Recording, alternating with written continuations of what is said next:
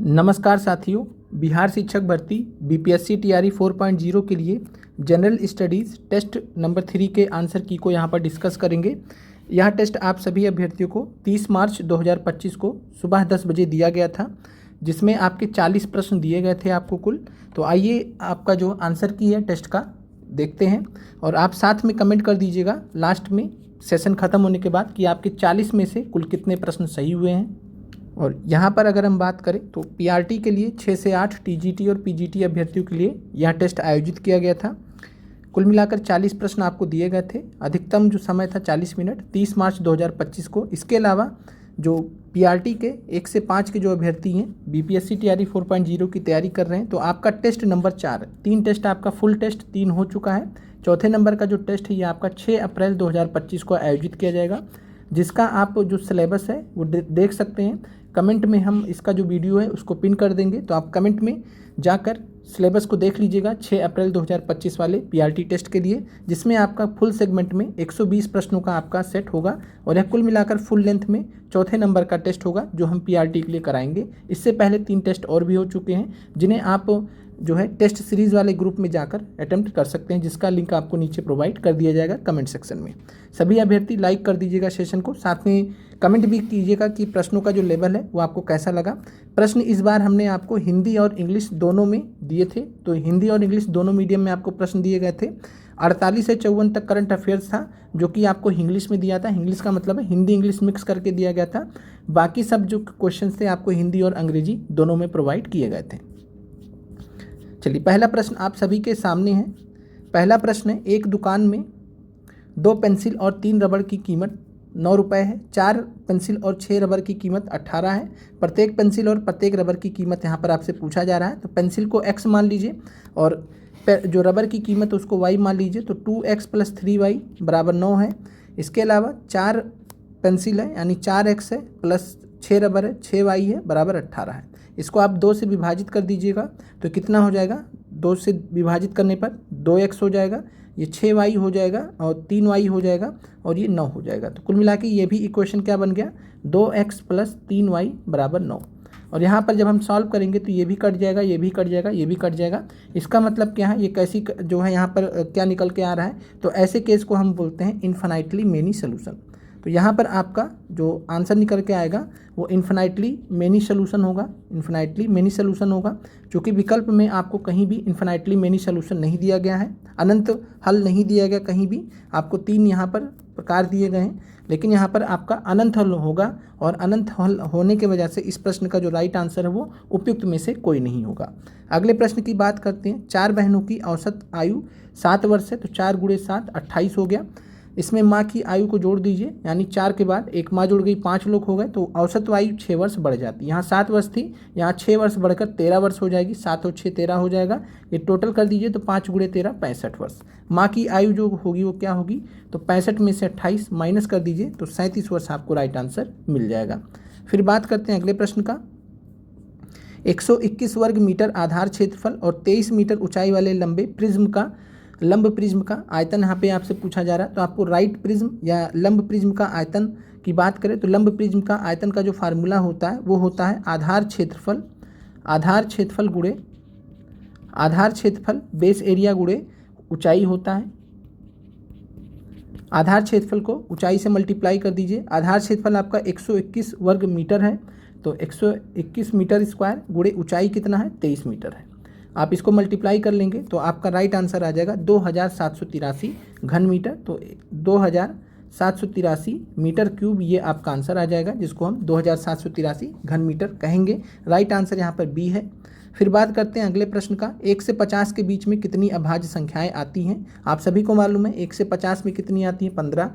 51 से 100 के बीच में कितनी आती हैं, 10। 1 से 100 के बीच में कितनी आती हैं, तो 25। टोटल 10 और 15 25। 1 से 50 में कितनी आती है, 15। फिर बात करते हैं अगले प्रश्न का।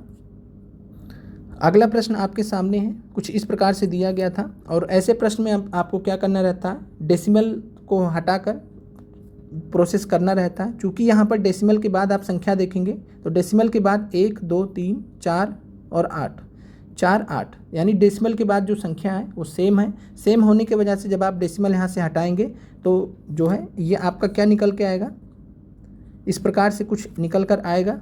डेसिमल आप हटा दीजिएगा और नीचे आ जाएगा कुछ इस प्रकार से।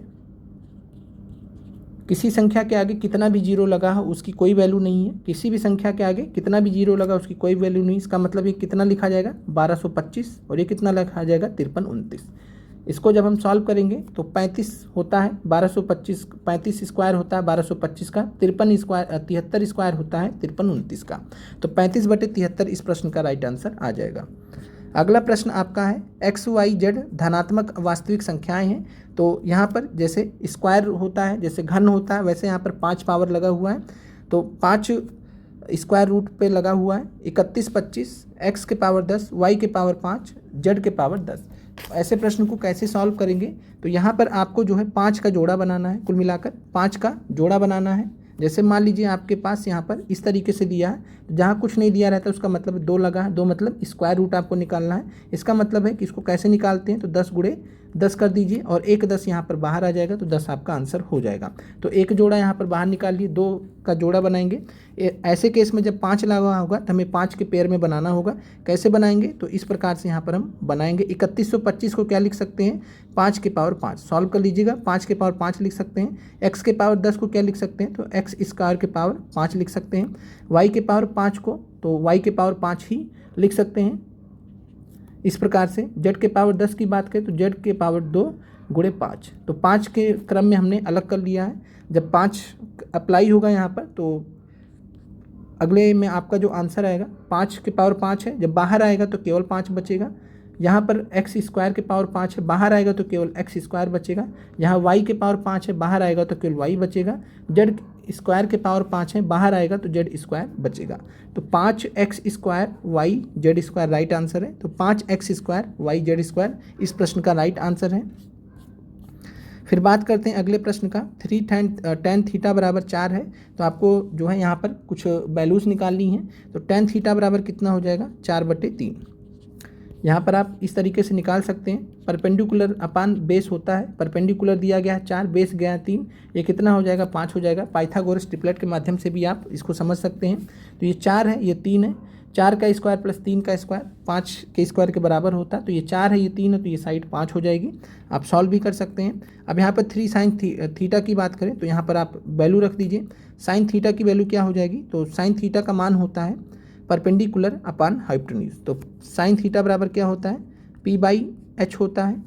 कॉस थीटा बराबर क्या होता है, b/h होता है। तो परपेंडिकुलर कितना है, साइन थीटा परपेंडिकुलर अपान हाइपोटेन्यूज। तो परपेंडिकुलर है 4 और विकर्ण जो कर्ण दिया गया है हाइपोटेन्यूज ये दिया है 5। फिर बात करें यहाँ पर प्लस का साइन है, 2 कॉस थीटा निकालना है। तो बेस अपान h हो जाएगा, तो 3/5 हो जाएगा। नीचे हम इसी तरीके से सॉल्व कर लेंगे। 3 गुणे 4 + 5 और -2 गुणे 3/5। इसको हम सॉल्व कर लेंगे तो कितना हो जाएगा, 3 चौके 12/5, 3 दूनी 6/5। नीचे भी 12/5, यहाँ प्लस था तो यहाँ माइनस हो जाएगा, क्योंकि इतना ही फर्क रहेगा। तो फिर आगे बढ़ेंगे यहाँ पर हम, तो हमारा आ जाएगा 12/5 6/5, नीचे आ जाएगा 12/5 6/5। इसको सॉल्व कर लेंगे तो 12 और 6 18/5 हो जाएगा। नीचे 12 - 6 तो 6/5 हो जाएगा। 5 5 कैंसिल हो जाएगा, 18/6 यहाँ पर आपका बचेगा। तो यहाँ पर राइट आंसर आपका हो जाएगा 3। तो 18/6 यानी कि 3 राइट आंसर है। कहीं नहीं दिया गया तो उपयुक्त में से कोई नहीं। फिर बात करते हैं अगले प्रश्न का। लोहे का एक ठोस टुकड़ा 49 सेंटीमीटर गुणे 33 सेंटीमीटर गुणे 24 सेंटीमीटर विमाओं वाले एक घनाभ के आकार में है, क्यूबॉइड के शेप में है। इसको ढाला जा रहा है, ढाल कर एक ठोस गोला बनाया जा रहा है। कभी भी किसी आकार को ढाल कर कोई चीज़ बनाया जाता है तो दोनों का जो आयतन होता है, जो वॉल्यूम होता है, दोनों आकार का वो बराबर होता है आपस में। तो यहाँ पर आप जो है घनाभ का जो आयतन है उसको गोले के आयतन से बराबर कर दीजिए। तो घनाभ के आयतन को गोले के आयतन से यहाँ पर आप बराबर कर दीजिए। तो यहाँ पर बात करें गोले का आयतन है और घनाभ का आयतन आपके पास में है। गोले का आयतन का फार्मूला कितना होता है, तो यहाँ पर थोड़ा सा स्पेस देख के हम इस प्रश्न को सॉल्व करते हैं। तो यहाँ पर बात करें जो गोले का फार्मूला होता है, गोले का आयतन कितना होता है ठोस गोले का, 4/3 पाई आर क्यूब। और घनाभ का आयतन क्या होता है, length into breadth into height, LBH होता है। तो 49 गुणे 33 गुणे 24, ये आपका लेंथ, ब्रेथ और हाइट दिया गया है। इस प्रकार से यहाँ पर आप सॉल्व कर लीजिए। तो 4/3 गुणे 22/7 गुणे आर क्यूब, ये आपका इधर 49 गुणे 33 गुणे 24। आप इसको आपस में सॉल्व कर लीजिएगा। जब आपस में आप सॉल्व कर लेंगे तो आपको यहाँ पर अगर हम बात करें इस प्रश्न का, तो आपस में इसको आप जब सॉल्व कर लेंगे, इसको इधर ले जाएंगे, तो यहाँ पे आपको आर क्यूब का जो मान निकल के आएगा वो कुछ इस प्रकार से निकल के आएगा, 7 गुणे 7, 3 गुणे 3 गुणे 7। कुल मिला के आपको 3 बार 7 मिलेगा, 3 बार 3 मिलेगा। सॉल्व कर लीजिएगा, तोड़ लीजिएगा, अलग अलग कर लीजिएगा, फैक्टर कर लीजिएगा, 3 गुणे 3 गुणे 3 इस प्रकार से मिलेगा। आर क्यूब लगा हुआ है, आर बराबर कितना हो जाएगा, तो यहाँ पर क्यूब रूट चढ़ जाएगा, तो 7 गुणे 3, 3 गुणे 3, और ये बाहर आएगा 7 गुणे 3। तो 7 गुणे 3 कितना होता है, 21 होता है। तो रेडियस यहाँ पर आपको 21 सेंटीमीटर हो जाएगा। तो इस प्रश्न का जो राइट आंसर है 38 का सी है, 21 सेंटीमीटर। चलिए अब आते हैं अगले प्रश्न पर। अगला प्रश्न है, नाभिकीय रिएक्टरों में D2O का जो उपयोग होता है, D2O को हम क्या बोलते हैं, हैवी वाटर बोलते हैं। तो D2O का, हैवी वाटर का जो प्रयोग होता है किस रूप में होता है, तो राइट आंसर है मंदक के रूप में, मॉडरेटर के रूप में। ईंधन के रूप में हम क्या इस्तेमाल करते हैं, तो ईंधन के रूप में हम यूरेनियम 235 इस्तेमाल करते हैं, सभी को मालूम है। फिर बात करते हैं लैक्टियाल की। तो लैक्टियाल निम्नलिखित में से किससे संबंधित है, लैक्टियाल की बात करें तो दुग्ध उत्पादन से संबंधित है, अम्ल स्राव से या वसा अवशोषण से। तो लैक्टियाल का जो काम होता है वो वसा अवशोषण में, फैट एब्जॉर्प्शन में होता है। तो राइट आंसर यहाँ पर सी है। इसके अलावा लैक्टिक अम्ल की बात करें तो लैक्टिक अम्ल स्राव जो है लैक्टियाल का काम नहीं है। नाम यहाँ पर मिलता जुलता है लेकिन ये आंसर यहाँ पर नहीं है। तो राइट आंसर यहाँ पर सी है। और लैक्टिक अम्ल आपको मालूम है कि जो खट्टा दूध या खट्टा दही होता है उसमें पाया जाता है लैक्टिक अम्ल। चलिए अगला प्रश्न है, प्रकाश संश्लेषण के अध्ययन से संबंधित वनस्पति विज्ञान की शाखा कौन सी है, पादप वर्गिकी है, पारिस्थितिकी है, पादप कार्यकी है। तो यहाँ पर आपको बताना है प्रकाश संश्लेषण के अध्ययन से संबंधित पादप वर्गिकी के बारे में बात करें तो पादपों का वर्गीकरण यहाँ पर किया गया, ग्रुपिंग की गई है, तो ये तो आपका आंसर होगा नहीं। पारिस्थितिकी आप जानते हैं, इन्वायरमेंट में आपने पढ़ा है। प्रकाश संश्लेषण के अध्ययन से संबंधित जो वनस्पति विज्ञान की शाखा है उसको हम पादप कार्यकी कहते हैं। हिंदी में बात करें, इंग्लिश में बात करें तो इसका जो नाम है वो है प्लांट फिजियोलॉजी। अगला प्रश्न आपका है, एक पीढ़ी से दूसरी पीढ़ी में वंशागति के अध्ययन को क्या कहते हैं, तो आप सभी को मालूम है इसको क्या बोलते हैं, आनुवांशिकी कहते हैं, हेरिडिटी कहते हैं। तो राइट आंसर आनुवांशिकी है। और इस प्रश्न के लिए जो इंग्लिश टर्मिनोलॉजी यूज़ किया गया था, जेनेटिक्स यूज किया गया था, तो एक ही समझिए हेरिडिटी और जेनेटिक्स को। तो राइट आंसर यहाँ पर आपका ए है।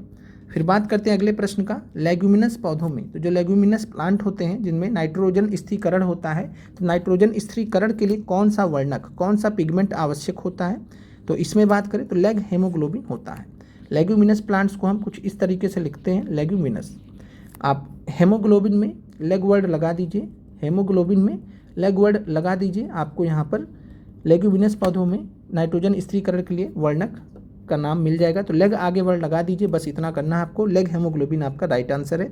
एंथोसाइनिन की बात करें तो एंथोसाइनिन किस फल में पाया जाता है, तो सेब में पाया जाता है। एंथोसाइनिन सेब में पाया जाता है।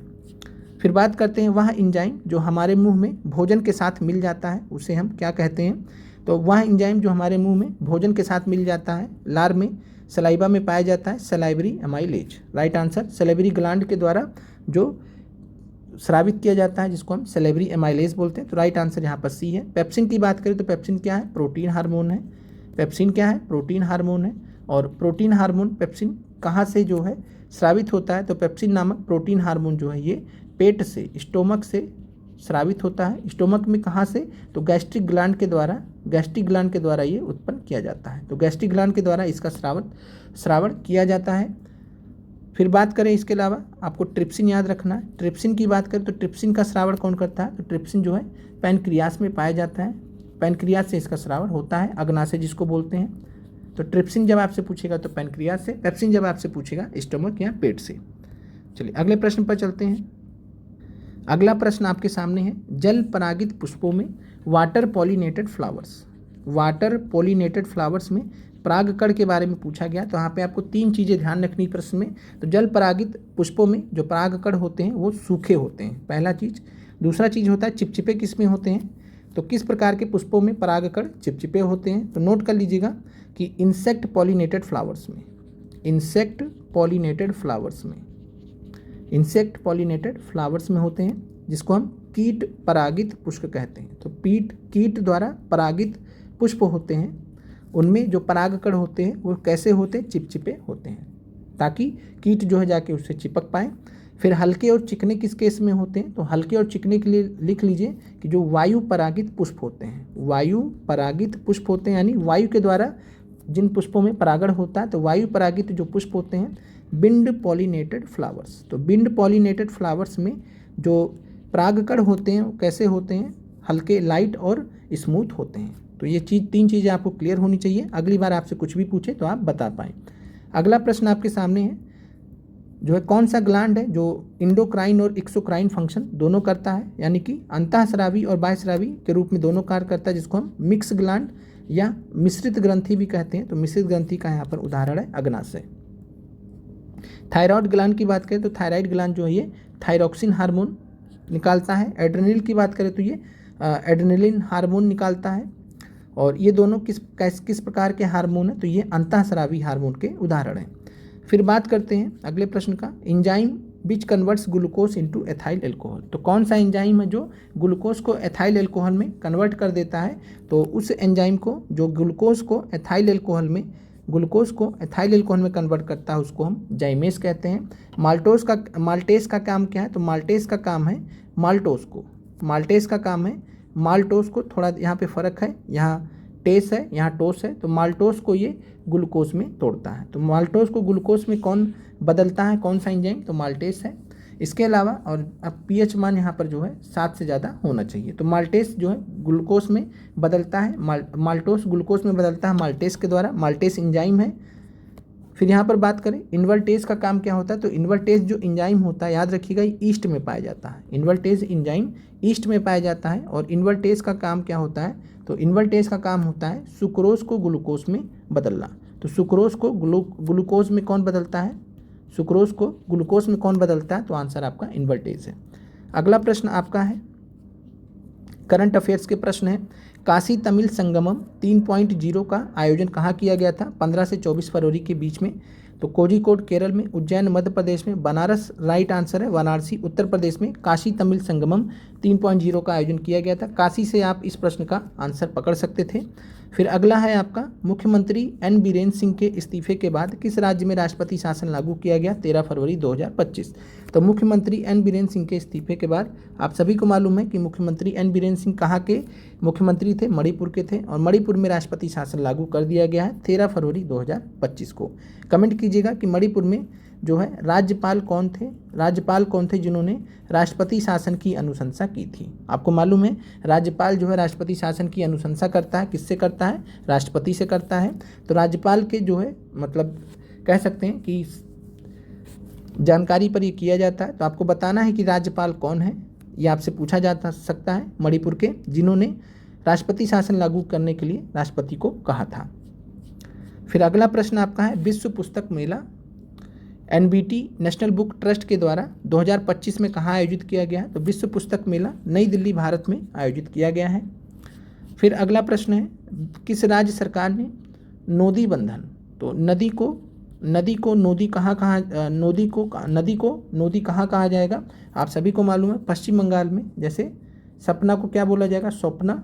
तो इस प्रकार से जैसे भी आप समझ पाए, तो नदी को नोदी बंधन, तो नदी बंधन या रिवर बॉन्ड इंग्लिश में बोलिए, तो नोदी बंधन नामक जो योजना है ये पश्चिम बंगाल सरकार ने शुरू किया है। ये सभी फरवरी के करंट अफेयर्स हैं आपके।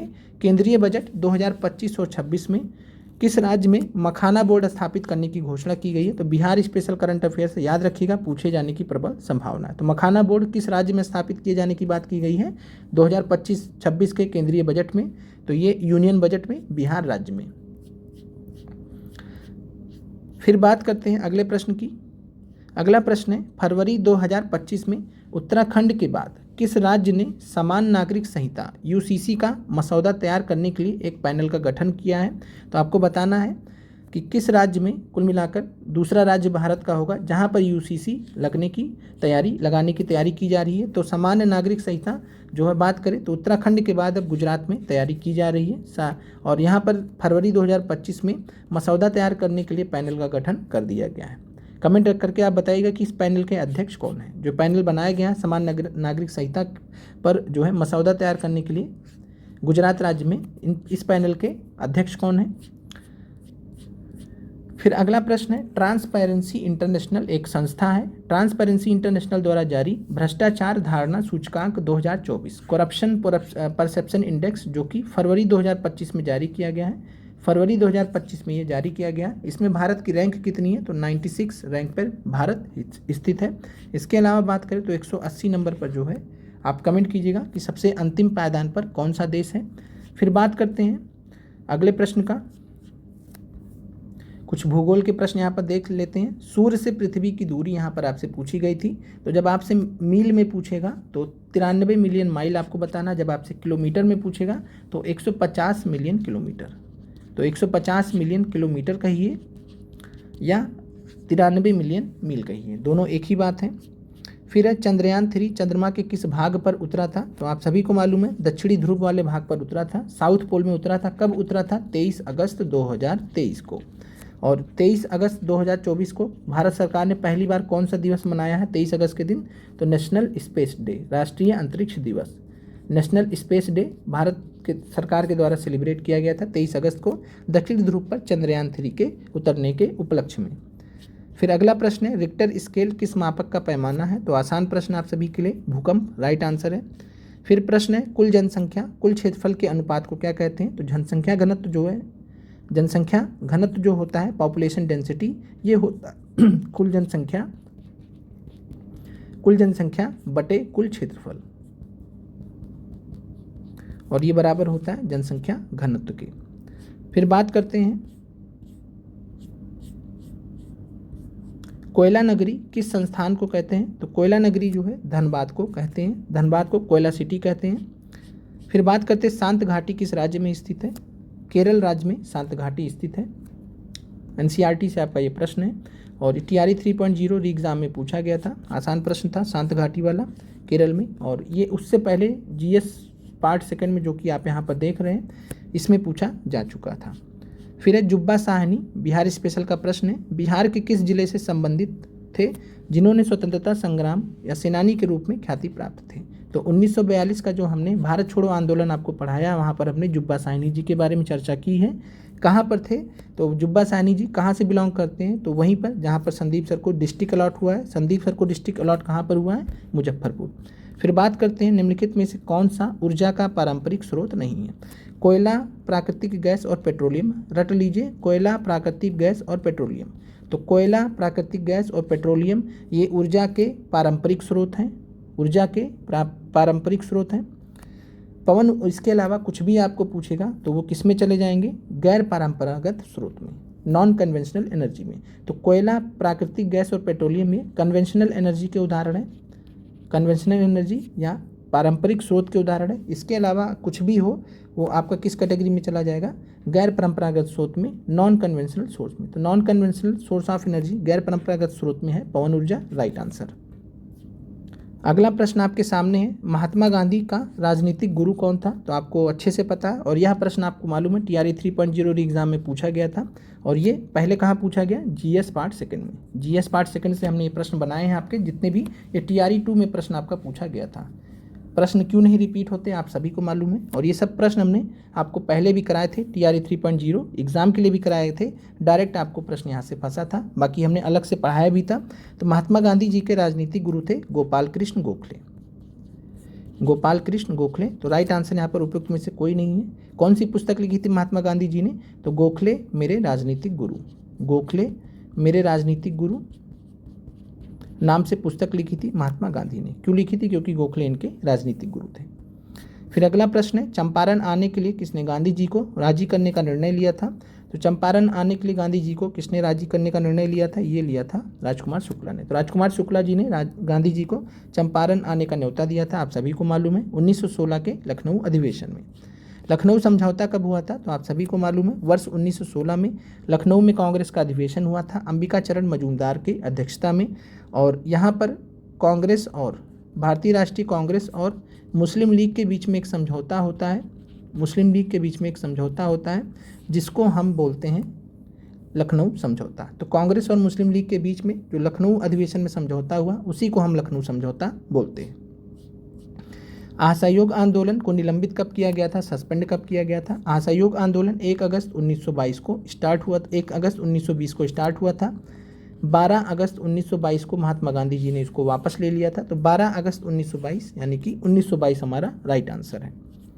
फिर अगला प्रश्न आपका है, 1784 ईस्वी में एशियाटिक सोसाइटी ऑफ बंगाल का प्रारंभ किसने किया था? सब कुछ आपको पढ़ाया गया है, विलियम जोन्स ने प्रारंभ किया था। ये दोबारा से प्रश्न आपका TRE 3.0 में GS वाले पोर्शन में रिपीट हुआ था। फिर बात करते हैं 1912 में पटना में होने वाले भारतीय राष्ट्रीय कांग्रेस के अधिवेशन के अध्यक्ष कौन थे? तो बिहार स्पेशल का प्रश्न है, आप सभी को मालूम है कि पटना में होने वाले पहले भारतीय राष्ट्रीय कांग्रेस के अधिवेशन के अध्यक्ष रघुनाथ नरसिंह मुधोलकर थे। 1922 में दूसरा अधिवेशन हुआ था जिसके अध्यक्ष थे जो है देशबंधु चित्तरंजन दास। और यह जो अधिवेशन 1912 का हुआ था ये 27वां नंबर का अधिवेशन हुआ था, ये भी हमने आपको समझाया था। चलिए अगले प्रश्न पर चलते हैं। 1942 के आंदोलन में लोगों ने सियाराम सिंह की अगुवाई में राष्ट्रीय सरकार की स्थापना की घोषणा कहाँ पर की थी? तो सियाराम दल, एक याद रखिएगा, सियाराम सिंह ने कौन सा दल बनाया था? तो सियाराम दल, यानी एक दल बनाया था, पार्टी बनाई थी 1942 के आंदोलन के दौरान। ये बनाया था भागलपुर में। तो भागलपुर में राष्ट्रीय सरकार की स्थापना की घोषणा की थी 1942 के आंदोलन के दौरान सियाराम सिंह जी के नेतृत्व में। सियाराम सिंह जी कहाँ से थे? भागलपुर से थे। और याद रखिएगा एक प्रश्न आपसे और भी पूछा गया था जिसमें बोला गया था कि 1942 के आंदोलन के दौरान कौन सा दल बनाया गया था? तब आपका आंसर था सियाराम दल। और वहाँ पर आपको आज़ाद दस्ता भी दिया गया था, सियाराम दल, आज़ाद दस्ता भी दिया गया था। लेकिन ध्यान रखिएगा आज़ाद दस्ता कोई दल नहीं था, कोई पार्टी नहीं थी, वो सीक्रेट एक ऑर्गेनाइजेशन था जिसका काम था चुपके से वो काम कर रही थी सरकार के बस से, ये फ़र्क था। चलिए आखिरी प्रश्न है, 1857 के विद्रोह के दौरान ब्रिटिश सेना के किस सेनापति को कुंवर सिंह के विरुद्ध भेजा गया था? तो 1857 के विद्रोह के दौरान ब्रिटिश सेना के किस सेनापति को कुंवर सिंह के विरुद्ध भेजा गया था? तो 1857 का विद्रोह जब बात करें 1857 का विद्रोह जब अपने अंतिम चरण में बिहार में था, तो वो समय हो रहा था आपका 23 अप्रैल 1858। 23 अप्रैल 1858 को क्या हुआ था? कैप्टन, हमने आपको ये पढ़ा भी रखा है, कैप्टन ली ग्रांट। कैप्टन ली ग्रांट की बात करें तो कैप्टन ली ग्रांट ब्रिटिश सेना के सेनापति थे जिनको भेजा गया था कुंवर सिंह के विरुद्ध। 23 अप्रैल 1858 को बात करें तो कुंवर सिंह ने जगदीशपुर के निकट अपने अंतिम युद्ध में हरा दिया था किसको? कैप्टन ली ग्रांट को। तो कैप्टन ली ग्रांट तो यहाँ पर कहीं दिए नहीं गए हैं, तो राइट आंसर यहाँ पर आपका है नन ऑफ दिस। तो उम्मीद करते हैं कि प्रश्न आपको क्लियर हो गए होंगे। कोई डाउट आपको हो तो कमेंट कर दीजिएगा, और आपको PDF भी हम आपको प्रोवाइड कर देंगे टेलीग्राम ग्रुप में, आप वहाँ से भी देख लीजिएगा। और एक बार कमेंट आप ज़रूर कर दीजिएगा कि आपके 40 में से कितने नंबर आए। आपको 6 अप्रैल का जो टेस्ट है PRT का, उसका सिलेबस हम दे रहे हैं, एक बार आप उसको देख लीजिएगा, चीज़ों को रिवाइज कर लीजिएगा। और उम्मीद करते हैं कि आज के प्रश्न पत्र से आपने काफ़ी कुछ सीखा होगा। शुभकामनाएं आप सभी को बेहतर भविष्य के लिए। उम्मीद करते हैं कि जल्द ही आप सभी अभ्यर्थियों को BPSC TRE 4.0 का जो भर्ती है देखने को मिले।